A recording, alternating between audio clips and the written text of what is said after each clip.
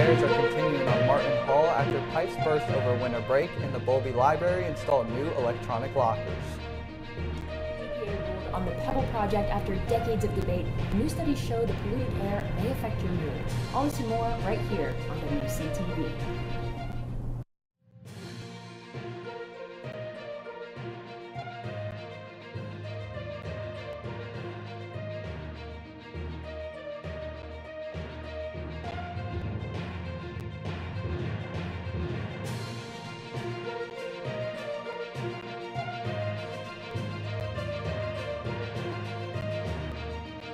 And now, your 5 o'clock news on Channel 14.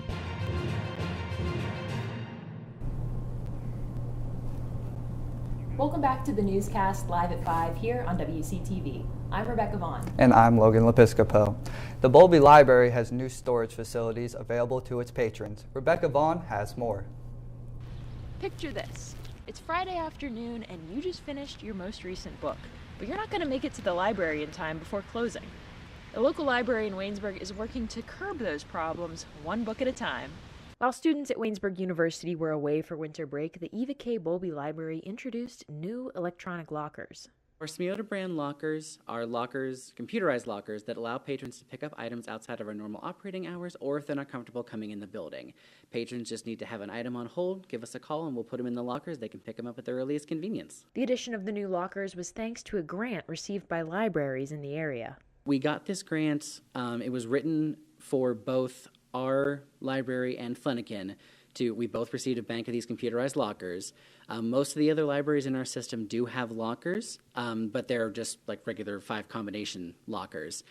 We have the smart lockers because we're bigger here in Waynesburg, so we figured it was a better investment to have the smarter system, get more integrated with the new technology. To use the lockers, patrons need to call the library first to sign up.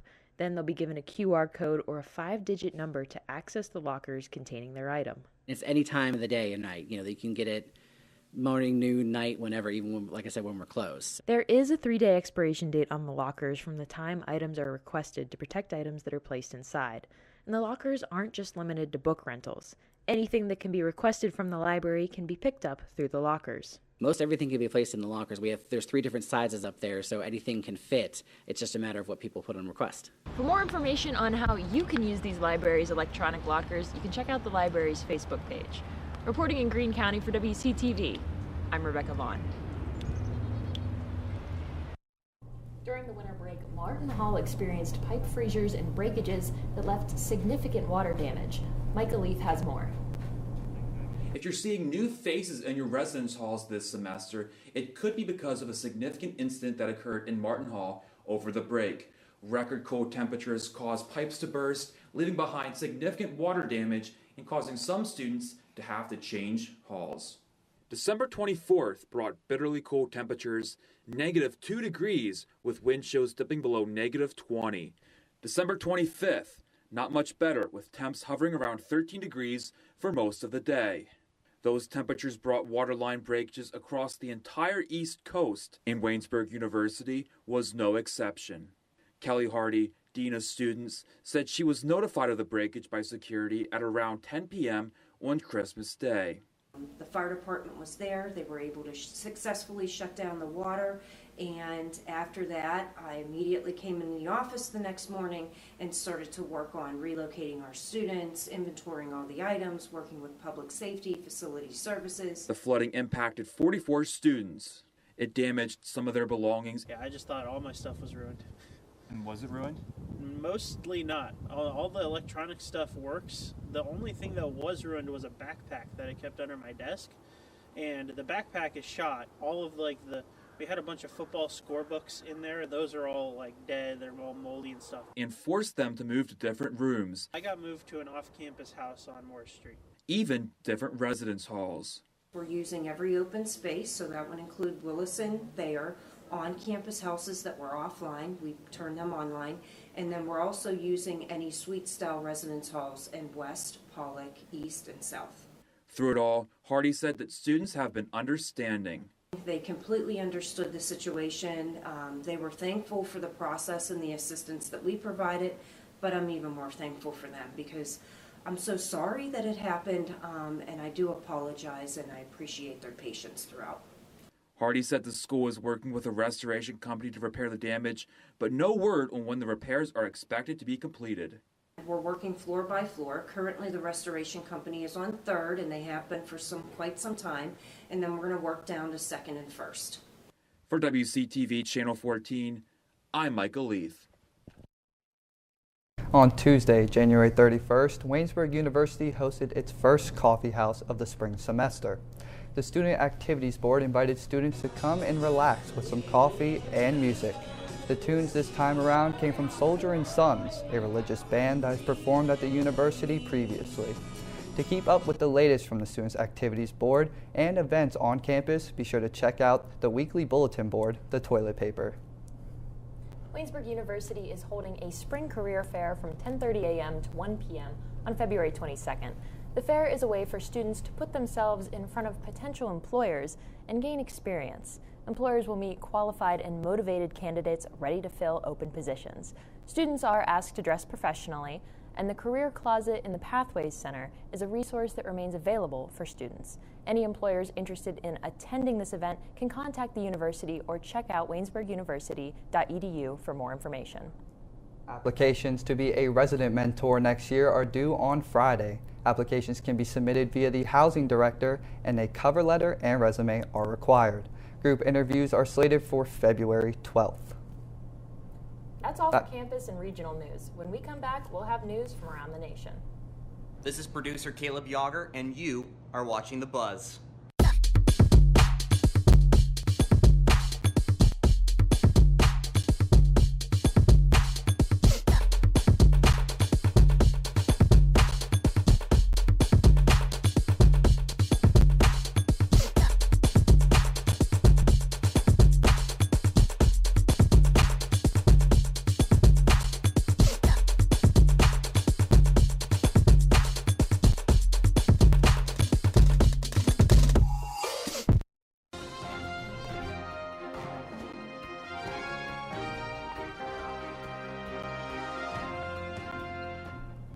Welcome back to the newscast live at 5. Just over a month into the new year, and the House of Representatives is in a state of transition. While one Republican representative says he voluntarily stepped down from his committee assignments, a Democratic counterpart may soon be removed from her committee. John Laurent has more on his report. Democratic Representative Ilhan Omar's days on the Foreign Affairs Committee might be numbered. The House Rules Committee approved and will soon hold a floor vote on a resolution calling for Omar's dismissal due to her past comments, including a 2012 tweet that said Israel has hypnotized the world. We've all seen the quotes and things that she said over and over and over again as a member of Congress that would create major problems if she were on the Foreign Affairs Committee. Omar, who apologized for her comments in a 2019 tweet, believes she should remain on the committee.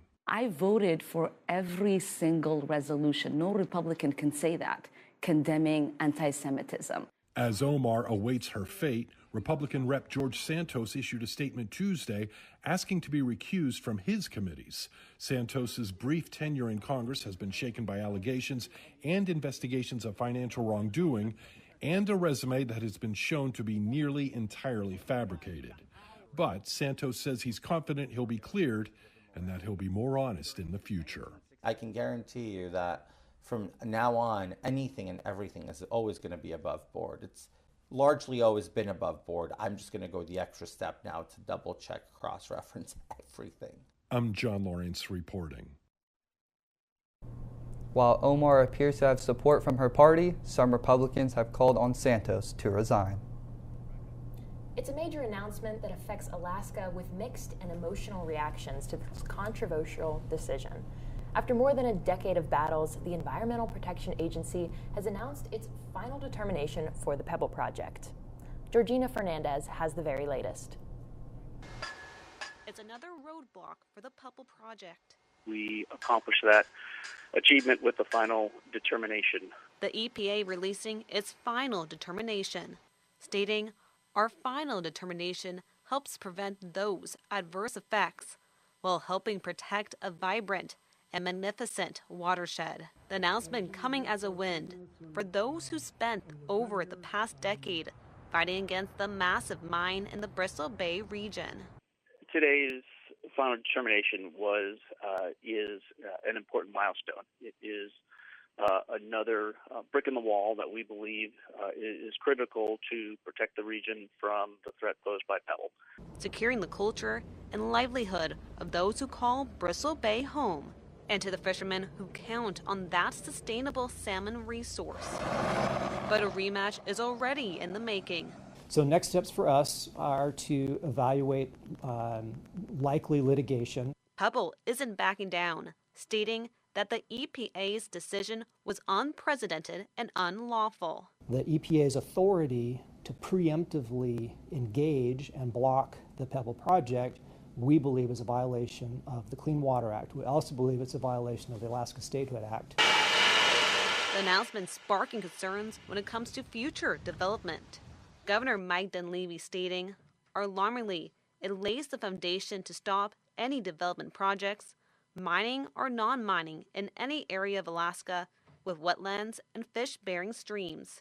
While Senator Lisa Murkowski added, the Biden administration has now further sealed Pebble's fate, but they have a responsibility to advance other mining projects in Alaska to help reduce our foreign dependence and prevent looming shortages. A delicate balance for Alaska and the nation. Pebble Partnership says that its lights are still on, and it's going to keep striving to make sure the project happens. Yet, groups like Bristol Bay Corporation say they'll keep pushing back. The 2 monkeys that disappeared from the Dallas Zoo earlier this week are healthy, but seem to have lost some weight. The Emperor tamarin monkeys were found in an abandoned home on Tuesday. The zoo's veterinarian team checked Bella and Finn out upon their return and found out they did lose some weight. Fortunately, it does not appear that they suffered any injuries. Both started eating and drinking following their health exams. The duo will go through a quarantine period before returning to their zoo habitat. Zoo officials believe Bella and Finn were taken from their enclosure. The zoo is offering a $25,000 reward for information leading to an arrest and indictment in the case.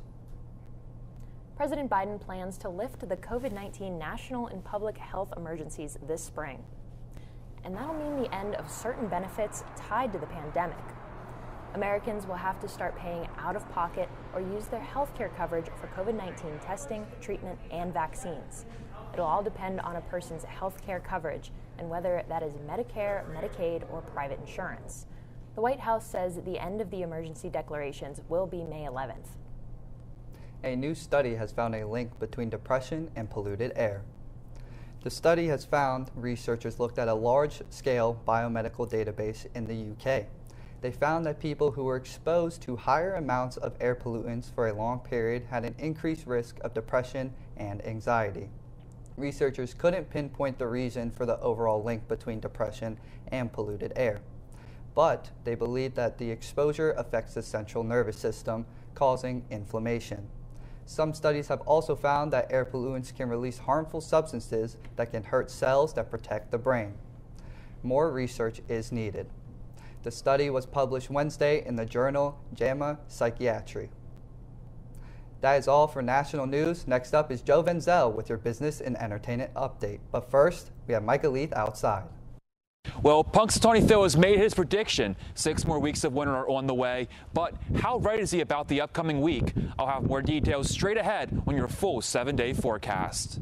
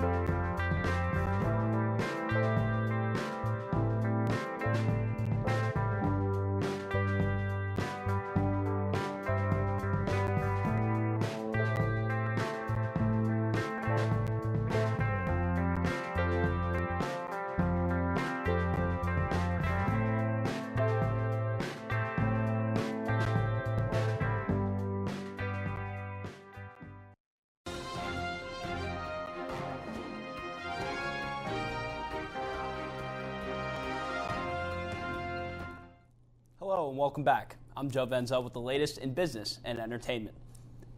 Plenty of movie news today, including a pair of awards season updates. Here's David Daniel with the Hollywood Minute. It's about that time. It's about that time. It's official, y'all. Y'all know what it is, right? It's official. Bad boys for life, baby. Will Smith and Martin Lawrence broke the news on Smith's Instagram. A fourth Bad Boys movie is in the works. The stars appeared briefly confused that the third film's title was Bad Boys for Life. No title or release date yet for number 4. You have to pick and choose your spots. And you have to say, okay, where can I be sort of funny or interesting? Film Independent has chosen Hassan Minhaj to host this year's Indie Spirit Awards. The comedian will take the reins at the show in Santa Monica, California, honoring independent and emerging filmmakers. The 38th annual Film Independent Spirit Awards will stream live on Saturday, March 4th. More info at filmindependent.org. My boy doesn't want to see me. He ain't never...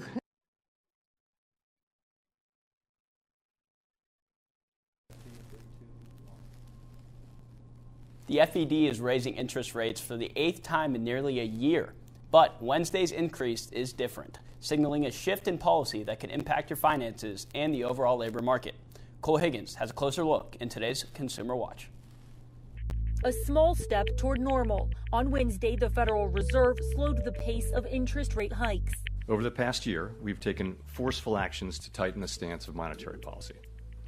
We've covered a lot of ground, and the full effects of our rapid tightening so far are yet to be felt. Fed Chairman Jerome Powell announcing a quarter-point increase, the 8th back-to-back interest rate hike in 11 months. This likely will be one of the last interest rate hikes the Fed puts forward this year before engaging in a strategic pause. Economist Joe Brusuela says this week's move means the central bank is returning to a more traditional and gentler pace of increases, citing a slowdown in inflation in recent months, along with consumer spending and hiring.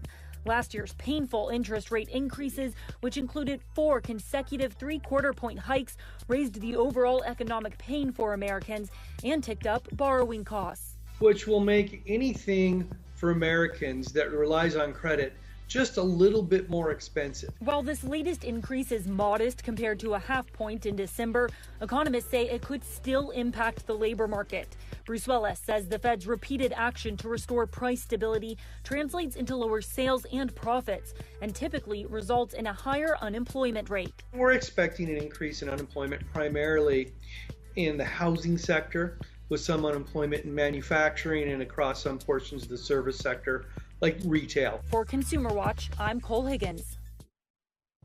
FedEx is laying off employees, but this staff cut will primarily impact those at the top of the shipping company. FedEx CEO Raj Subramaniam announced Wednesday that the company would cut more than 10% from its ranks of corporate officers and directors. The board of range and salary and hourly staff will not be affected. Subramaniam says the cuts are necessary to ensure the delivery company remains competitive in a rapidly changing environment. In September, FedEx announced a series of broad cost cuts and staffing reductions in the face of slowing business and the rising risk of global recession. The cost cuts included reducing flights and temporarily parking aircraft, trimming staff hours, and closing 90 FedEx office locations as well as 5 corporate offices. 14 music artists or groups have been nominated for the 2023 Rock and Roll Hall of Fame. 8 of them are nominees for the first time, including Sheryl Crow, Missy Elliott, Joy Division, New Order, Cyndi Lauper, George Michael, Willie Nelson, The White Stripes, and Warren Zevon. To be eligible for nominations into the Rock and Roll Hall of Fame, an individual, artist, or band must have released their first commercial recording at least 25 years ago. This year is the first year of eligibility for Missy Elliott and the White Stripes. Fans can vote for their picks at vote.rockandrollhalloffame.com now through April 28th, or in person at the Rock and Roll Hall of Fame Museum in Cleveland. Inductees will be announced in May. The induction ceremony will be held in the fall. That's all in business and entertainment. Coming up next is Austin Bechtold, all the latest in Waynesburg sports.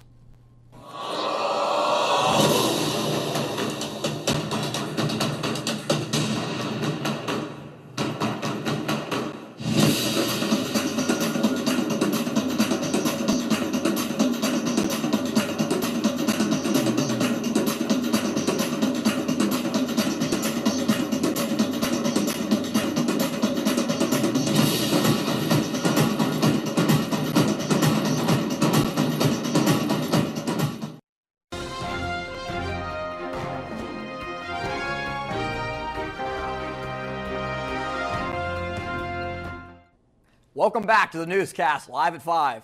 I'm Austin Bechtold with your Waynesburg Sports Update. Injuries told the story of Waynesburg men's basketball's 7th consecutive home loss last night, falling 65-52 to Westminster at the Rudy Marisa Fieldhouse. The Yellow Jackets have failed to win a conference home game and are now 5-14 overall and 3-12 in PAC play. Jansen Knotts did not play for Waynesburg and was seen with a boot on his left foot in the pregame. Further tests will be done to determine the severity of Knotts' injury and if the junior forward could return this season. Fellow forward Jake Scheidt left the game in the first half with an injury of his own and did not return. Meanwhile, transfer Trayvon Ridley was a healthy scratch as 4 of Waynesburg's top contributors missed playing time, including Matt Popek, who remains out of the lineup. John Tassinger scored 21 points in 31 minutes off the bench, shooting 50% from the floor. Westminster completed a complete sweep of Waynesburg as the women's basketball team fell on the road 65-40 and have now lost 7 games in a row. Anika Dansby led the team with 17 points and chipped in 6 rebounds while recording a game-high 4 steals. Marley Wolf added 8 points in 24 minutes off the bench as well. The Jackets dropped to 2-18 overall with both wins in conference action, currently sitting at 2-13 in the PAC. Both programs return to the floor Saturday afternoon in Beaver Falls, Pennsylvania for doubleheader action against Geneva beginning at 1 p.m. 2 esports teams competed in Valorant Monday night. Waynesburg Black defeated Illinois Wesleyan Academy 1-0, while Waynesburg Orange lost 1-0 to Louisville Gold. The League of Legends team also competed in Activision matchups last night against Murray State and Alice Lloyd and ended up winning both sets. The regular Season 4 league starts next week. Finally, it's a busy Saturday coming up this weekend for Jacket Sports. In addition to the men's and women's basketball teams competing, the men's and women's track and field teams will both be in action at the Bob Shannon Invitational in Granville, Ohio, as well as wrestling taking part in the John Suma Invitational hosted by Baldwin Wallace University in Berea, Ohio. The PAC Wrestling Championships are 1 week away, with Teal College the host, welcoming W&J and Waynesburg next Saturday. For all the latest updates on Waynesburg sports, stay up to date with WCTV, the Yellow Jacket, and WCYJ-FM 99.5 The Hive throughout the spring semester. I'm Austin Bechtold at the WCTV Sports Desk. Up next is Micah Leith with your latest weather. You're watching WCTV, where we aim to bring you the best local coverage of what you care about most. Everything from local businesses to hometown sports and the latest weather. We're keeping up to date with what you need to know about issues that affect our campus and our community. We're telling the stories that matter, celebrating our past, our future, and our potential. So tune in for all the latest buzz right here on WCTV Channel 14, Waynesburg.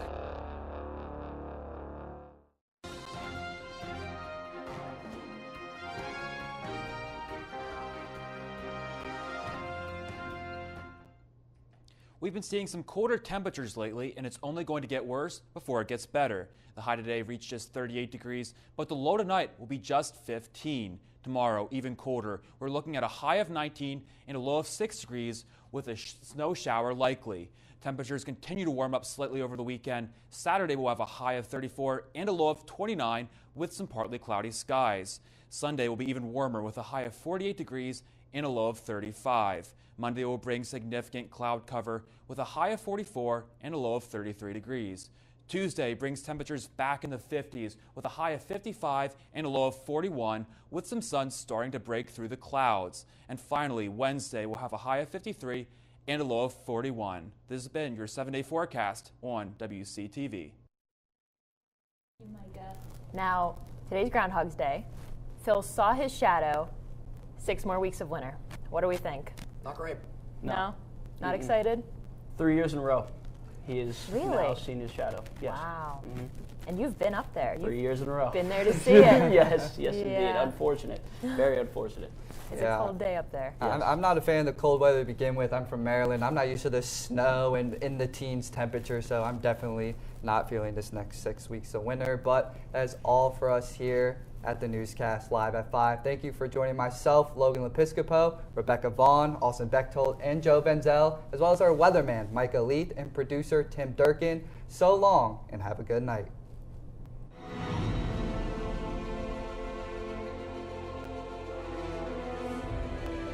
This has been a production of Waynesburg Community Television.